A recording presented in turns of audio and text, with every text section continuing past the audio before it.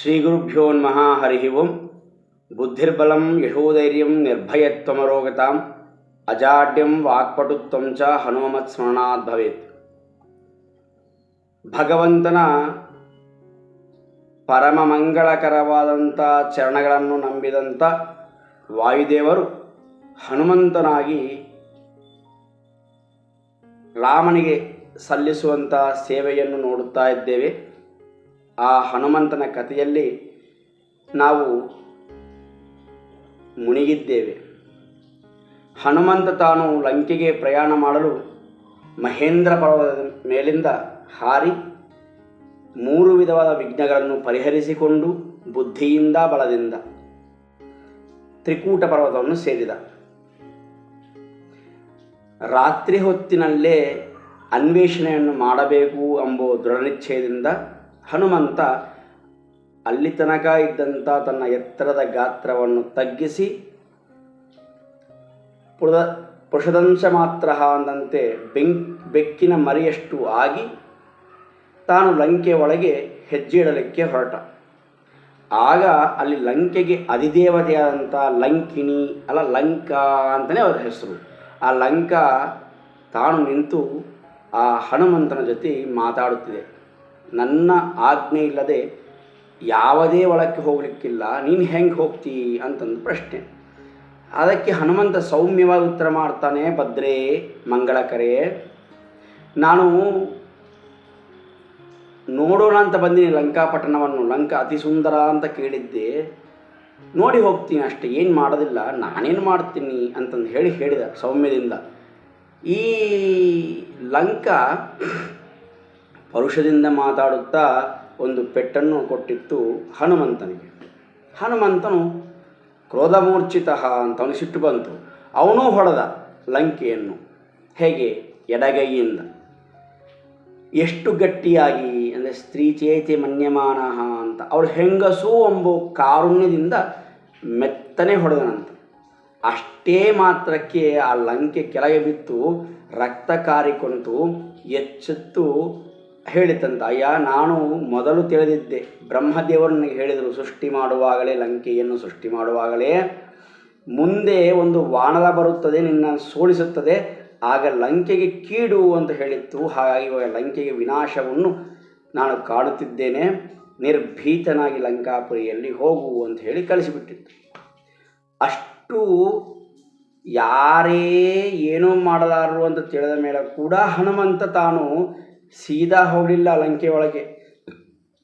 ಪಹಾರವನ್ನು ಹಾರಿದನಂತ, ಎಡಗಾಲನ್ನು ಮುಂದಿಟ್ಟು ಹೋದನಂತ. ಯಾಕೆ? ಶತ್ರುಗಳ ಮಣಿಯನ್ನು ಪ್ರವೇಶ ಮಾಡಬೇಕಾದ್ರೆ ಸವ್ಯೇನ ಪಾದೇನ, ಎಡಗಾಲಿಂದ ಹೋಗಬೇಕು ಅಂತ ಶಾಸ್ತ್ರ.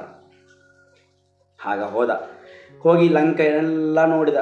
ಎಲ್ಲ ಕಡೆ ಅದ್ಭುತವಾದಂಥ ಸೌಧಗಳು, ಶ್ವೇತೈಹಿ ಭವನೈಹಿ ಅಂತ ಎಲ್ಲ ಒಳ್ಳೆ ಸ್ವಸ್ತಿಕೈಹಿ ಲಕ್ಷಣ ಬರೆದವಾದಂಥ ಮನೆಗಳನ್ನೆಲ್ಲ ನಾವು ನೋಡಿದ. ಅನೇಕ ರಾಕ್ಷಸರನ್ನು ನೋಡಿದರು. ಅಲ್ಲಿ ರಾಕ್ಷೋಗ್ನ ಹೋಮ ಇತ್ಯಾದಿಗಳು ಮಾಡುವಂಥ ರಾಕ್ಷಸರು ಕಂಡರು. ಎಲ್ಲರನ್ನೂ ನೋಡ್ಕೊತ ವಿವಿಧವಾದಂಥ ರಾಕ್ಷಸರ ಮುಖಂಡರ ಮನೆಗಳನ್ನು ಕೂಡ ನೋಡಿದ. ಈ ಕುಂಭಕರ್ಣ, ಆಮೇಲೆ ವಿಭೀಷಣ, ಇಂದ್ರಜಿತ್ತು, ಆಮೇಲೆ ವಿದ್ಯುಜ್ಜಿಹ್ವ, ಹೀಗೆ ಅನೇಕ ರಾಕ್ಷಸರ ಮನೆಗಳನ್ನು ಕೂಡ ನೋಡಿ ಕಡೆಯಲ್ಲಿ ರಾವಣಾಸುರನ ಅಂತಃಪುರವನ್ನು ಪ್ರವೇಶ ಮಾಡಿದ. ಅಲ್ಲಿ ಅದ್ಭುತವಾದಂಥ ಪುಷ್ಪಕ ವಿಮಾನವನ್ನು ಕಂಡ. ಎಲ್ಲ ನೋಡ್ಕೊತ ಬಂದರೆ ಪುಷ್ಪಕ ವಿಮಾನದಲ್ಲೇ ರಾವಣನ ಅಂತಃಪುರ ಇತ್ತು, ಏಕಾಂತ ಮಂದಿರ.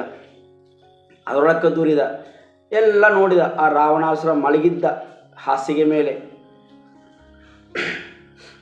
ಅವನ ಸುತ್ತ ಸ್ತ್ರೀಯರೆಲ್ಲ ಕೂಡಿದರು.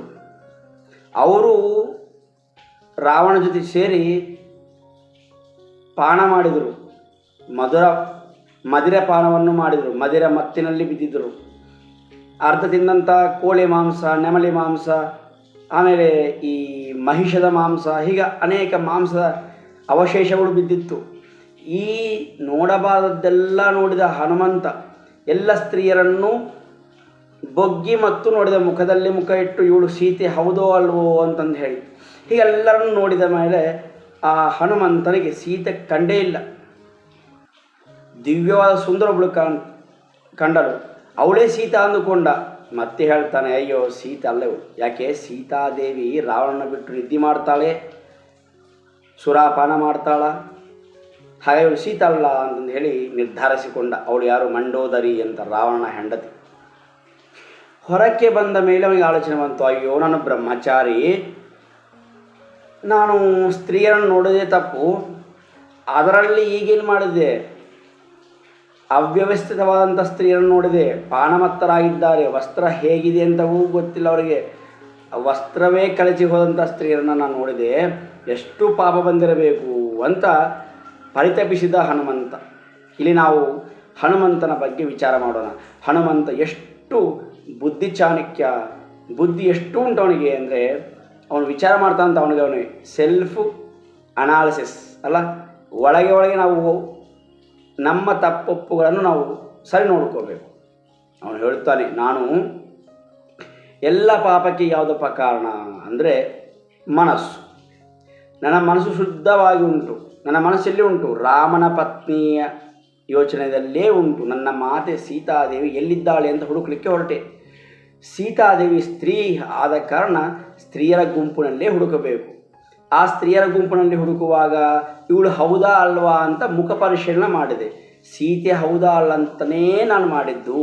ಮನಸ್ಸು ಶುದ್ಧವಾಗಿ ಉಂಟು. ಮನಸ್ಸು ಶುದ್ಧವಾಗಿದ್ದಾಗ ನಾನು ಏನೂ ತಪ್ಪು ಮಾಡಿಲ್ಲ ಅಂತಂದೇ ದೃಢನಿಶ್ಚಯಿತನಾಗಿ ಆ ಹನುಮಂತ ಮುಂದೆ ಹೊರಟ. ಎಲ್ಲ ಕಡೆ ತಿರುಗಾಡಿದ, ಎಲ್ಲಿ ಸೀತೆ ಕಾಣಲೇ ಇಲ್ಲ. ಅಯ್ಯೋ ಸೀತೆಯನ್ನು ನೋಡದೆ ಹೋಗ್ತಿದ್ದೇನೆ, ಸೀತಾದೇವಿಯನ್ನು ಇಟ್ಟಿದ್ದಾನೋ ರಾವಣ ಫಲಹಾರ ಮಾಡಿಬಿಟ್ಟಿದ್ದಾನೋ, ಅಥವಾ ರಾವಣ ಮಹಿಷೇರೇ ಅವನ ರಾಣಿಯಂದರು ಮಂಡೋದರಿ ಇತ್ಯಾದಿಗಳು ಇವರು ನಮಗೆ ಅಡ್ಡ ಅಂತಂದೇಳಿ ಅವರೇ ಕೊಂದು ಹಾಕಿದರೇನೋ, ಇಂಥ ಸೀತಾ ಸಿಗಲಿಲ್ಲ ಎಂಬ ವಾರ್ತೆಯನ್ನು ತಗೊಂಡು ನಾನು ಮರಳಿ ಹೋದರೆ ಯಾರು ಬದುಕೋದಕ್ಕೆ ಸಾಧ್ಯ? ರಾಮನೂ ಇರಲಾರ, ಲಕ್ಷ್ಮಣೂ ಇರಲಾರ, ಭರತ ಶತ್ರುಘ್ನರು ಸತ್ತೋಗ್ತಾರೆ. ಇಷ್ಟು ಮಂದಿಯ ಸಾವಿಗೆ ನಾನು ಕಾರಣ ಆಗ್ತೇನೆ, ಹಾಗಾಗಿ ನಾನೇ ಸತ್ತರೆ ಆಯಿತು ಅಂತಂದು ಹೇಳಿ ಅಂದುಕೊಳ್ತಾನೆ. ಮರಳಿ ಹೋಗೋದೇ ಬೇಡ ಅಂದುಕೊಳ್ತಾನೆ. ಭಾಳ ಡಿಪ್ರೆಷನ್ಗೆ ಒಳಗಾಗ್ತಾನೆ. ಹಿಂದನೇ ಹನುಮಂತ ಹೀಗೆ ಮಾಡಬಾರ್ದು. ಅನಿರ್ವೇದಂ ಶ್ರೇಯೋ ಮೂಲಂ ಅಲ್ಲ, ಯಾವತ್ತೂ ಡಿಪ್ರೆಷನ್ಗೆ ಹೋಗಬಾರ್ದು. ನಿರ್ವೇದ ಎಂಬುದು ಬೇಕಿಲ್ಲ ಮನುಷ್ಯರಿಗೆ. ಉತ್ಸಾಹ ಇರಬೇಕು, ನೂತನ ಉತ್ಸಾಹವನ್ನು ಸಂಪಾದಿಸಬೇಕು.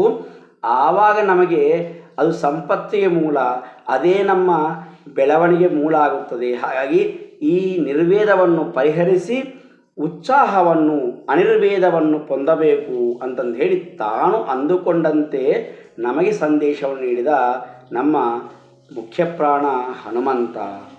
ಈ ಮುಂದೆ ಮುಖ್ಯಪ್ರಾಣ ಏನು ಮಾಡಿದ, ಅನಿರ್ವೇದದಿಂದ ತಾನು ಏನು ಮಾಡಿದ, ಹೇಗೆ ಸೀತೆಯನ್ನು ಕಂಡ ಎಂಬ ವಿಷಯವನ್ನು ನಾಳೆ ನೋಡೋಣ. ಸ್ವಸ್ತಿ.